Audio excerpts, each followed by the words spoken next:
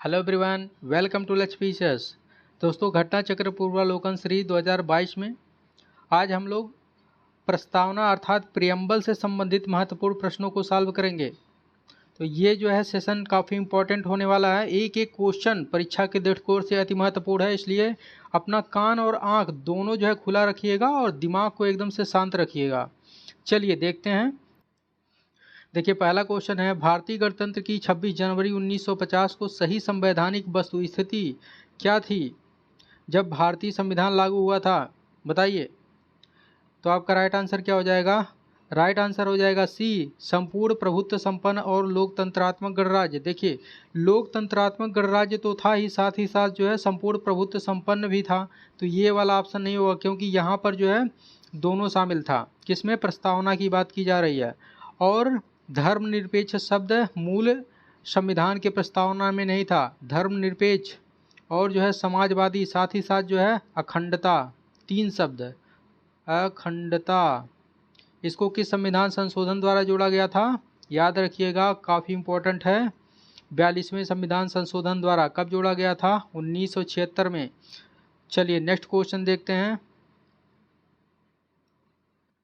देखिए, next question है, भारत के संविधान की प्रस्तावना में कितने प्रकार के न्याय, स्वतंत्रता, समानता और भ्रातृत्व का उसी क्रम में उल्लेख किया गया है? तो बताइए, कितने प्रकार के न्याय का उल्लेख किया गया है? तो भारतीय संविधान में कितने प्रकार के न्याय का उल्लेख किया गया? 3 प्रकार के न्याय का उल्लेख किया गया। कौन कौन से न्याय हैं?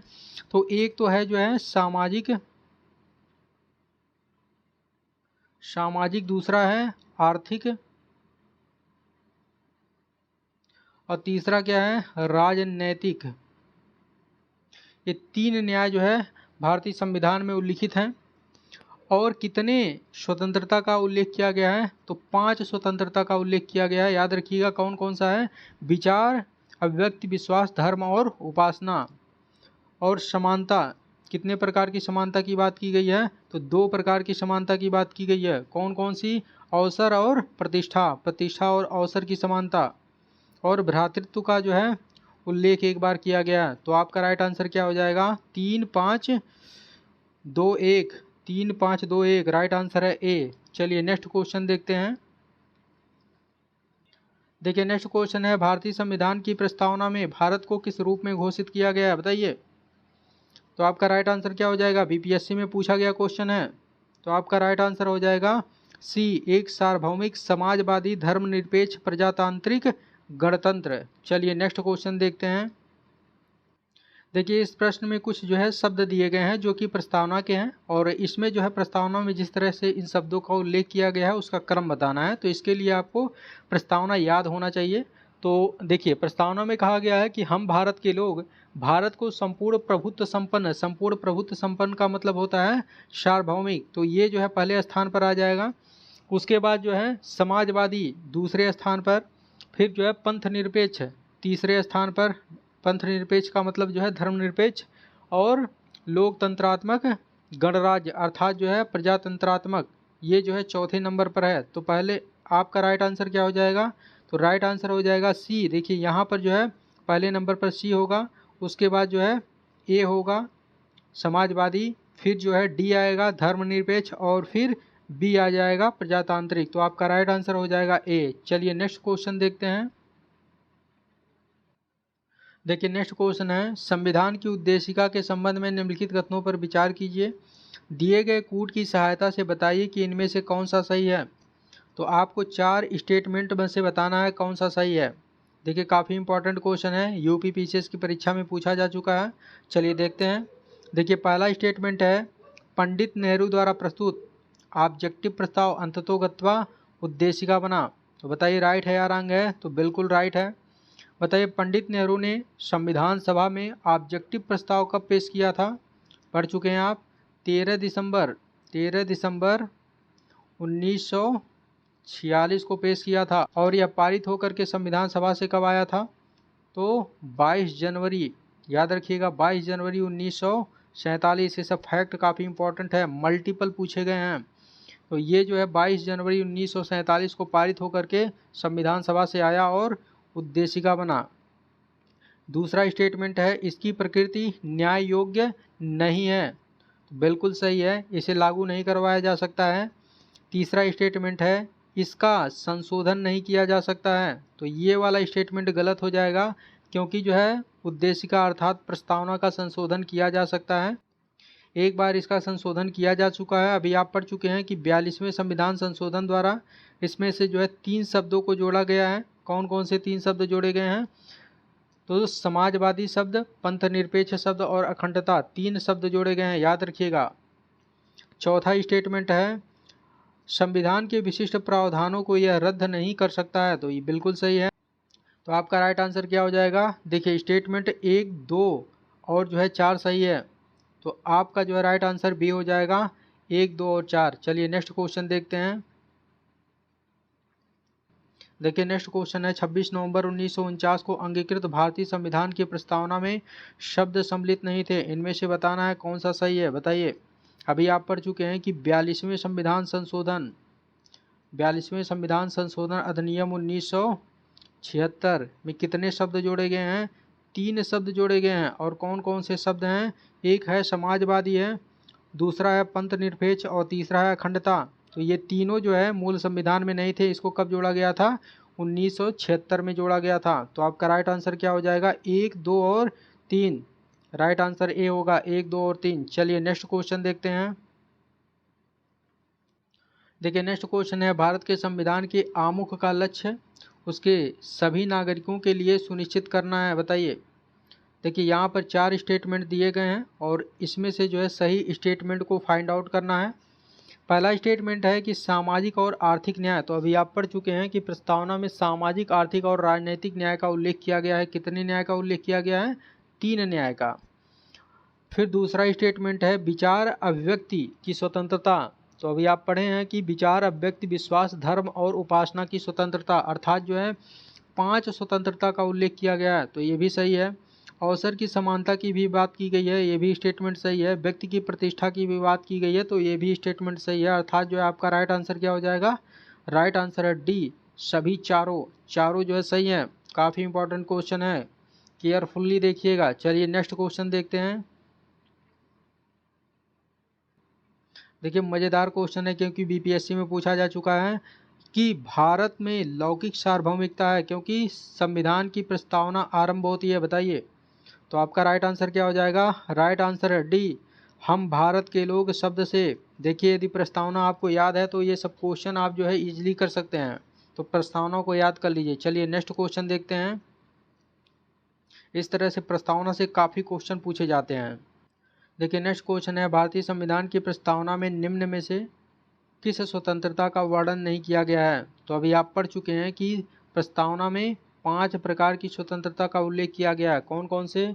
विचार, अभिव्यक्ति, विश्वास, धर्म और उपासना। देखिए विचार का उल्लेख किया गया है, विचार प्रकट करने की स्वतंत्रता अर्थात जो है अभिव्यक्ति की स्वतंत्रता, इसका भी उल्लेख किया गया है। विश्वास की स्वतंत्रता का भी उल्लेख किया गया है, लेकिन आर्थिक स्वतंत्रता का उल्लेख नहीं किया गया, बल्कि आर्थिक न्याय का उल्लेख किया गया है, न्याय। तो आपका राइट आंसर क्या हो जाएगा? डी हो जाएगा। चलिए नेक्स्ट क्वेश्चन देखते हैं। देखिए भारतीय संविधान का कौन सा भाग संविधान की आत्मा कहलाता है? तो बताइए संविधान की आत्मा किसे कहा जाता है? तो आपका राइट आंसर हो जाएगा सी, उद्देशिका। उद्देशिका को सार्वभौमिक रूप से संविधान की आत्मा कहा गया है। लेकिन यदि पूछा जाए कि भीमराव अंबेडकर ने भारतीय संविधान के किस भाग को संविधान की आत्मा कहा है, तो आपका राइट आंसर क्या हो जाएगा? राइट आंसर तब हो जाएगा डी, संवैधानिक उपचारों का अधिकार, अर्थात जो है अनुच्छेद 32। भीमराव अंबेडकर ने किसे संविधान की आत्मा कहा है? तो संवैधानिक उपचारों के अधिकार को कहा है, अर्थात जो है अनुच्छेद 32 को कहा है। और यदि पूछा जाए कि संविधान की आत्मा कौन है, तो आपका राइट आंसर हो जाएगा उद्देशिका। चलिए नेक्स्ट क्वेश्चन देखते हैं। देखिए नेक्स्ट क्वेश्चन है संविधान को एक पवित्र दस्तावेज किसने कहा है? तो बताइए आपका राइट आंसर क्या हो जाएगा? राइट आंसर है ए, भीमराव अंबेडकर ने। चलिए नेक्स्ट क्वेश्चन देखते हैं। देखिए नेक्स्ट क्वेश्चन है किस वाद के फैसले में सर्वोच्च न्यायालय ने सर्वप्रथम घोषित किया कि उद्देशिका संविधान का हिस्सा नहीं है? तो आपका राइट आंसर क्या हो जाएगा? राइट आंसर है ए, बेरूबारी। बेरूबारी वाद कब हुआ था? तो बेरूबारी वाद 1960 में 1960 में बेरूबारी वाद पर जो है सुप्रीम कोर्ट ने एक जो है फैसला सुनाया, और सुप्रीम कोर्ट में 5 न्यायाधीशों की संविधान पीठ ने यह फैसला दिया था कि उद्देशिका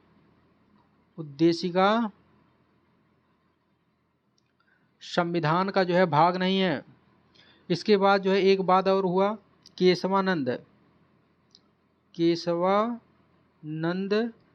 भारती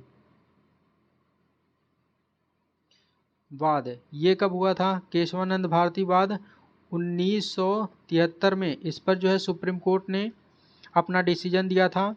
इस वाद पर जो है सुप्रीम कोर्ट के 13 न्यायाधीशों की संविधान पीठ का गठन किया गया था, और इन्होंने डिसीजन दिया कि प्रस्तावना संविधान का भाग है और इसमें जो है संशोधन किया जा सकता है प्रस्तावना में।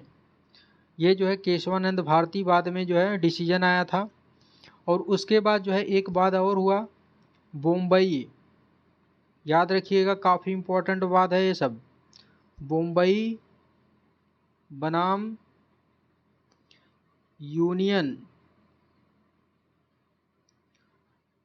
Of India.